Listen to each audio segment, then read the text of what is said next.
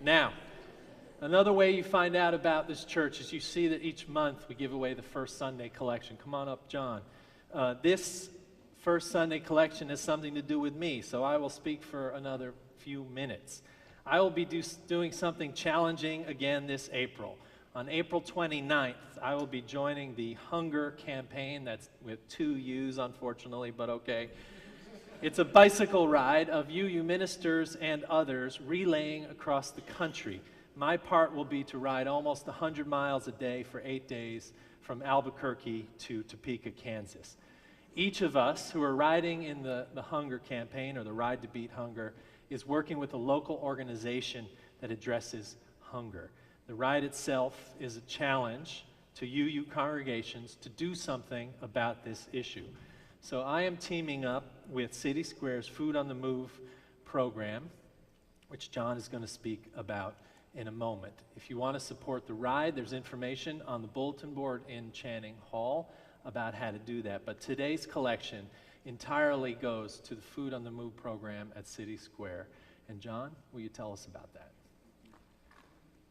City Square exists to fight the causes and effects of poverty. We do that through service, advocacy, and friendship.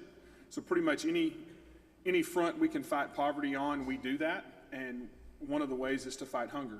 And this church has been a great partner to us. We are thankful for your support, for your commitment to our work. I know some of you are going to come out, I think, on the 10th and work in our thrift store. We're grateful for that. In our fight against hunger, what we've learned is Dallas is really a tale of 2 cities. And there's a part of Dallas that is abundant and has more than enough, and then there's a part of Dallas that lives in total scarcity. And so there's actually an area in South Dallas that's a food desert, where there's only one grocery store in a 16-mile radius. We've actually met kids down there that don't know what a carrot is because they've never seen one.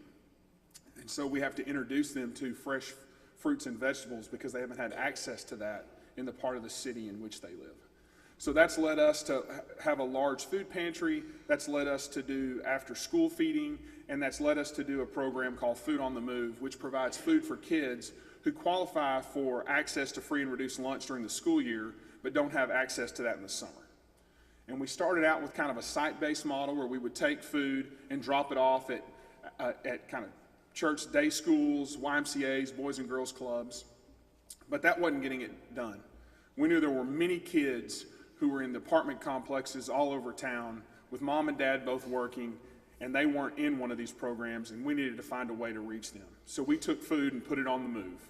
In a partnership with PepsiCo, we have mobile food trucks that actually go into apartment complexes throughout the city where low-income kids live. And through our AmeriCorps program, we have teams of AmeriCorps members that go around, kind of round up the kids, serve them breakfast, play games with them in kind of a day camp environment for about an hour, then come back through at lunch and do the same thing. For some kids, we'll go to apartments where there's an 8-year-old, a 6-year-old, and a 4-year-old staying at home by themselves because their parents are working. And we're the only safe way they can be out of the apartment that day and get some exercise, as well as get breakfast and lunch. So this meal we've taken from Dallas all over the state, Austin, Waco, San Antonio, Houston, and it's even the first program that we've taken national. And we were actually in Denver, Colorado last summer doing Food on the Move as well. So we're going to continue to fight poverty. We're going to continue to fight hunger. And one of the things we believe is hunger is our enemy, the hungry are not. And so we're going to do whatever we can to reach them and show them God's love through food. So thank you for being a part of that. And what I told the first service is, if this guy can ride 800 miles to fight hunger, surely you can write a check today. So I think you're getting off easy. Thank you.